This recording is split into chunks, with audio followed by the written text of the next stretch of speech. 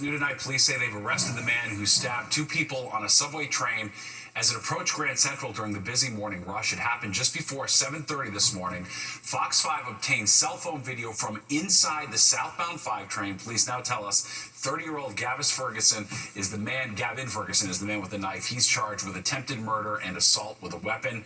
This attack reportedly started with some type of verbal argument that escalated. One victim was stabbed in the stomach and backside. The other was stabbed in his stomach. Both were taken to the hospital in stable condition. A 24-year-old nanny has been arrested after being caught on camera hitting two children with a belt. The attorney for the family sharing this video with us. They say it happened on May 7th in their home in the Bronx.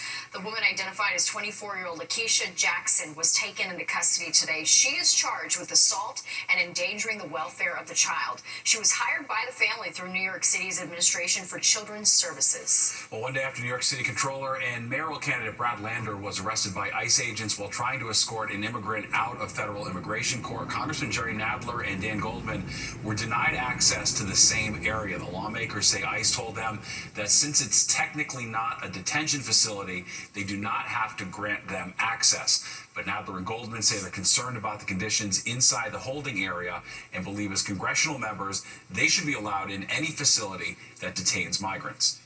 There are people who have been staying there for 2 nights or more after they have been processed, sleeping on benches and on the floor. We are very concerned about what conditions these immigrants are being held in. Goldman says he plans to bring the issue to the House Committee on Homeland Security, which he's a member of, and ask that his office be allowed to inspect the facility. And with less than a week to go until the New York City mayoral primary, the Democratic race appears to be tightening. In the latest poll from Marist, former Governor Andrew Cuomo is outpacing Assemblyman Zohran Mamdani by just 11 points, down from 19 points last month. And when calculating ranked choice voting round by round, it isn't until round 7 that Cuomo actually crosses the 50% threshold needed to take home a victory. All right, turning to the weather now as we take a live look outside. Yeah, the big headline, steamy and stormy. Chief Meteorologist Nick Gregory here with what we can expect overnight. Nick. Yeah, that'll be in the next 24 hours for sure. The humidity is going to stick around. The thunderstorms they have now are just about on their way out. You can see one. The department says it will resume processing visas for foreign students, but with some changes. All applicants will now be required to unlock their social media accounts for government review. The department said consular officers will be on the lookout for posts and messages that could be deemed hostile to the U.S. Any new applicants who refuse to comply with this might be rejected. Well, it was looking like a stretch of controversial protected bike lane in Brooklyn was about to be dismantled. It's a story that we first brought you Monday night right here on the 10th. All right, but now a judge is pumping the brakes on the city's plan. Linda Schmitz in Williamsburg with details of the new legal battle. Well, this is the concern of many of the residents out here. We are on Bedford Avenue. This is the protected bike lane. It's parking. This is what is protecting the cyclists. What they're saying is happening here is that a lot of children are being hit by cyclists because when they get off the school bus or out of a car, they are walking in between the parked cars and then walking right out into the cycling path. Take a look at this video one father showed Fox 5 earlier this week. A child getting off his school bus, walking into the bike lane, and an oncoming cyclist slamming into him. It is because of accidents like this that Mayor Adams agreed to remove the protected bike lane between Flushing and Willoughby Avenues in Williamsburg, Brooklyn. But a judge has now issued a temporary order blocking the mayor until a hearing on the issue in August. Thankfully, the court saw that there was real merit to our position. Attorney Peter Beadle is representing Transportation Alternatives, a cycling advocacy group. That group and others turning out in force in Williamsburg to celebrate the judge's ruling to preserve the protected bike lane. This bike lane is a huge improvement on this street. You know, it's just made it a lot more livable and a lot safer for everybody. While there are some serious concerns and maybe some tweaks that are needed to ensure that children are safe when having to cross this lane, that you're not simply exchanging the value of their lives for the value of my client or the value of the many children that you'll see biking on this lane. Their lives have value too. Fox 5 reached out to City Hall for comment, but so far we have not heard back. In Williamsburg, Brooklyn, Linda Schmidt, Fox 5 News. And desperate to get home as tensions escalate between Israel and Iran. We're taking a look at what's being done to get young Americans who are visiting Israel back home safely. And from the rain we've been dealing with to the heat that's headed our way, the weather whiplash giving us lots of reasons to complain. We're going to check in next with Nick and then take it to the streets. Block News. We're staying on top of our big story at 10:30, the escalating tensions between Israel and Iran as the U.S. weighs its options on whether to intervene. And as tensions and uncertainty rise in the Middle East, there are Americans being evacuated from Israel, some of them young people overseas on a birthright trip. That's right. That gives young Jewish men and women the chance to visit Israel and connect with their heritage. Fox 5's Kendall Green has the latest on the efforts to get them safely back home. The State Department now working to get U.S. citizens out of Israel as the urgency to get Americans home matches the rising tension between Israel and Iran. Explosions, we saw the dome protect us, we saw missiles. On Monday, the department issued a level 4 do not travel advisory for Israel, the highest travel warning possible. Among the evacuees, hundreds of American students on birthright trips to the region. We have lots of kids up to 10 who are on Birthright or one of the Birthright associated programs, and we've been in touch with them at least 2 or 3 times a day. Senior Rabbi Matthew Gewirtz of B'nai Jeshurun says the students he's been able to talk to are seeing signs of war unfolding firsthand, watching the Iron Dome deflect Iranian missiles. They're telling us what it feels like to be in shelters, and they're telling us that they've never heard such loud noises in their lives. Some of them say that they're worried, even though they're being told they're going to be fine, that they're worried for their lives. Rabbi Gewirtz shared with Fox 5 the first group of evacuated students are en route to the Mediterranean island of Cyprus before heading home.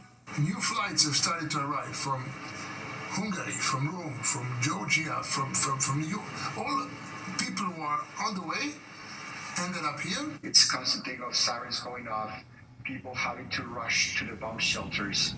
And of course, these are risks of the trade. Mario Duarte, president and CEO of Project Dynamo, a nonprofit dedicated to rescuing Americans stuck in crisis situations, is heading back to danger in an effort to get more evacuees to safety. So far, it's gotten 47 U.S. citizens out of Israel. We have at least 2 buses going out daily since Monday, helping our fellow Americans get out of the crisis area.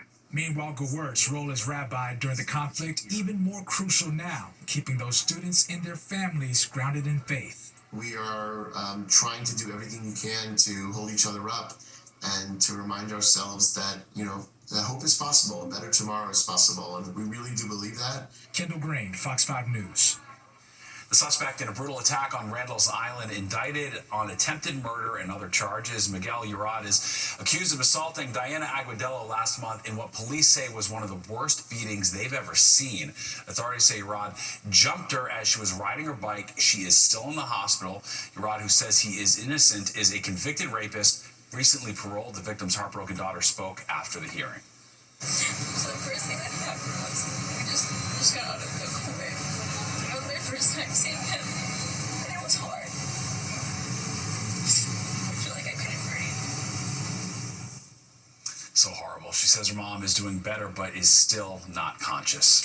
In a 6-3 decision, the Supreme Court upholds Tennessee's ban on gender-affirming care for transgender minors. Chief Justice John Roberts wrote for the conservative majority that the law does not violate the Constitution's Equal Protection Clause, which requires the government to treat people in similar situations the same. Another 26 states have laws similar to this one in Tennessee. The Federal Reserve holding interest rates steady for the fourth meeting straight, I should say. The Fed says the economy is expanding at a solid pace. However, it does not expect that trend to continue. The Federal Reserve expecting inflation to get worse in the coming months, and it foresees 2 interest rate cuts by the end of the year. That's the same as what was projected back in March. Well, now to a growing problem here in the city, the need for affordable housing and not enough apartments to go around. So imagine the surprise when we learn that thousands of NYCHA apartments are currently empty. Fox 6's Linda Schmidt talked to a city councilman who is now demanding answers. Well, critics say NYCHA is taking too long to fix apartments once a tenant moves out in order for another tenant to move in. Here at the Red Hook houses, officials say there are about 300 apartments that are currently sitting empty. It's deeply troubling, and this is why, we've had the hearing. We continue to push NYCHA to be more transparent. NYCHA taking some heat from Brooklyn City Council member Alexa Aviles. What we've seen is this trend of NYCHA warehousing or just having a growing stock of empty apartments when we have a housing crisis. The council's Public Housing Committee holding a hearing earlier this week, demanding answers as to why it takes NYCHA more than a year to fix and clean vacant apartments so new tenants can move in. At a time when the city is facing a critical shortage of affordable housing, officials say nearly 6,000 NYCHA apartments are vacant across the city, and there are about 240,000 families on a waiting list. We see just this really serious, persistent need of folks waiting years and years and years. NYCHA issued a statement saying in part that it works as quickly as possible to turn around apartments for new tenants, while ensuring that they are being placed in safe homes that have undergone lead and asbestos abatement, and that apartments typically need significant repairs that involves multiple skilled trades such as carpentry, plastering, and painting. Councilmember Aviles is sponsoring a bill that would mandate NYCHA submit a yearly report explaining why vacant apartments have been empty for more than 30 days. We want to be able to dig in more and find out, why is this happening? Why is it so persistent? Why does it take so long to come back online? In Red Hook, Brooklyn, Linda Schmidt, Fox 5 News. The culinary community remembering one of its own tonight. All right, it's wine time. Not that kind of wine. Yeah, we're just done with complaining about the rain. Now we're bracing for our first heat wave of the season. Fox's Reggie Kovas is presiding over the Fox 5 complaint department tonight. Gray skies are gonna clear up. Put on a happy face. Yes, finally, after what seemed like forever, Mr. Sun made a rare appearance Wednesday afternoon, but a few hours after it came out, well, right on cue, came the clouds. We're particularly frustrated with this season. It's par for the course in the Northeast these days. Gloomy skies, cooler than average temperatures. Yeah, it sure doesn't feel like June. And if you're a New Yorker, you're probably whining about it. Let's think back. Maybe we'll start with Memorial Day weekend, an unusually cool weekend that had us complaining about not being able to go to the beach. Then it warmed up a bit, but the sun, pretty much every weekend, has been non-existent. And now on the hills of its radiant return, yeah, you guessed it, up next, a heat wave. It's not consistent. It's a little annoying.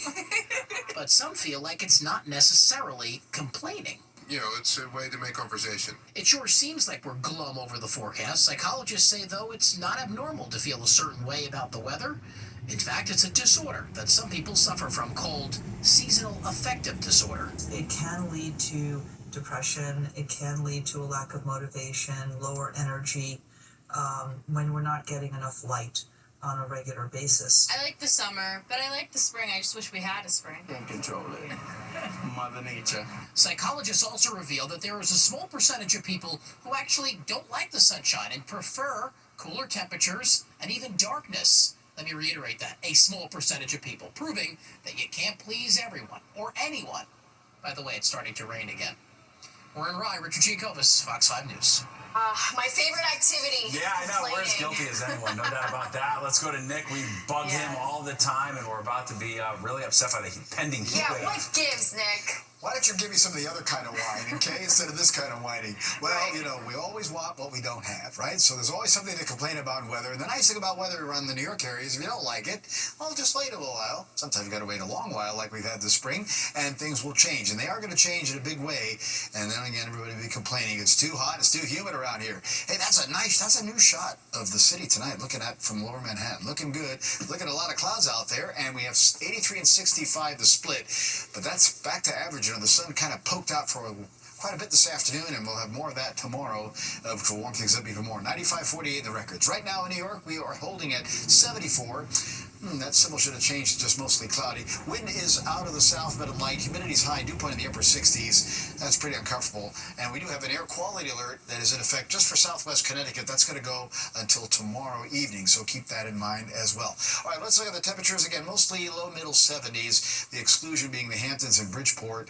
And we have 75 at Newark down to Trenton. And again, the humidity is high as our temperatures from last night are definitely a little bit warmer. 5 to as much as 7 or 8 degrees or so. And look at the dew point temperatures. Anything again over 65 gets uncomfortable. We got to 70 or greater, really uncomfortable. So it is feeling quite humid, and it's only going to get a little higher, I think, tomorrow as well. Wind is calm or light out of the south, so no big deal in the wind department tonight. Temperatures earlier, mostly middle to lower 80s. 86 at Newark to Allentown, up to Sussex, mid-80s. Poughkeepsie, 80s, 70s on the island. And most of the Northeast, generally 70s and 80s today. Concord there, 76, 83 Rochester. We picked up 90s, though, down in Washington, D.C., down into Richmond, Virginia, and even further southward into the Carolinas. They were in the low to middle 90s there. Chicago cooled off today for the moment. Nashville going in at 90. All right, here's that last little shower, still kind of bugging southern Orange County here. That's heading for Dutchess County. A couple of lightning strikes still going on with that little thunder shower. But the area to the west, that's really starting to fall apart here. So I don't think that's going to survive. But this area to the far west is going to survive. Well, I should say it'll fall off tonight, but then regenerate tomorrow as this frontal boundary has to kind of come on through. So that's what we're going to be watching for late tomorrow afternoon for the potential for some severe thunderstorms to move in through. After that passes, you see we're quiet all the way back to the west coast, so our weather will be quiet here. Now, the heat's not building yet in the middle part of the country. I showed this earlier. We have 90s in Texas, but that's going to be expanding northward. So these 80s will be turning into 90s and even triple-digit heat like we have in the desert southwest for today. All right, futurecast overnight, upper 60s, low 70s, just some clouds and a little bit of fog tomorrow. Sunshine heats things up. 90 Newark, high 80s in the city. Watch out for those potential strong to severe thunderstorms in the afternoon and evening. You see them rolling on through. Friday, a cooler day, but still warm. Low and middle 80s as we start out in the 60s. And then again, things start to really ramp up this weekend. We do have that slight risk for severe weather just about everywhere for tomorrow. That heat advisory down by Trenton and also up in the mid-Hudson Valley. Boulder's winds will be out of the southwest about 10 to 20 knots. Seas running 3 to 4 in the ocean, 1 or less on the sound. Careful, UVI about the highest it gets around here. That's a 10 for tomorrow. Be careful. All right, afternoon and evening storms and humid, 89. Summer coming in late Friday, and it'll feel like it in the mid-80s. We go up through the 80s to the 90s on Sunday. Maybe a shower around. We'll have to watch that. And then we head into the mid-90s. There's our official heat wave. It's going to be humid. It's going to feel closer to 100 degrees most of those days. Look at that. Wow. Thanks, Nick.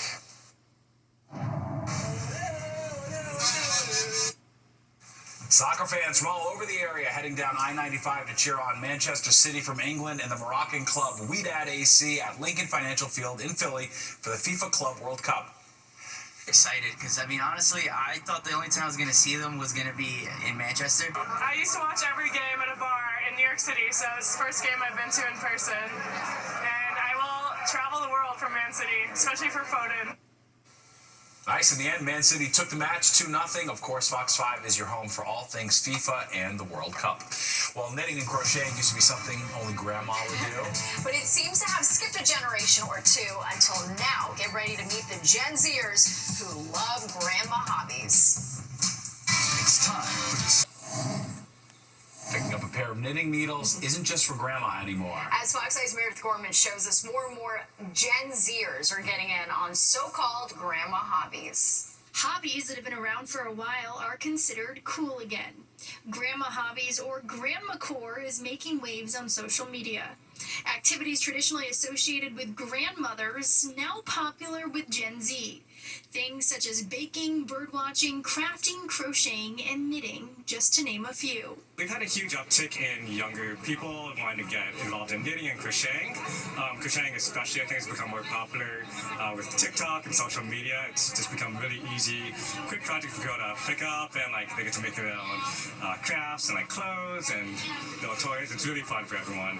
In Bryant Park, a group of knitters sat outside on Wednesday working on all different types of projects. Something put together by Knitty City on the Upper West Side for beginners to learn how to knit.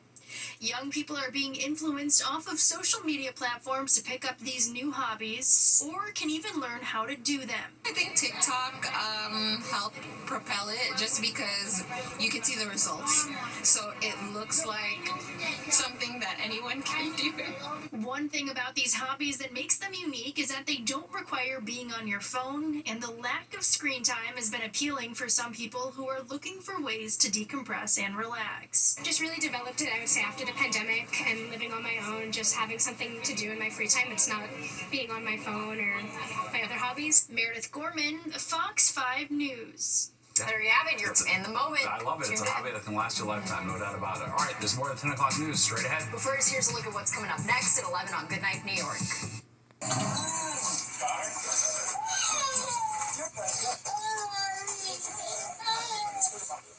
Oh, police K-9 in Westchester saving the day after a 2-year-old went missing. Essex, the bloodhound, reunited the little girl with her parents, finding her in between bags of dog food. Lucky for him, right?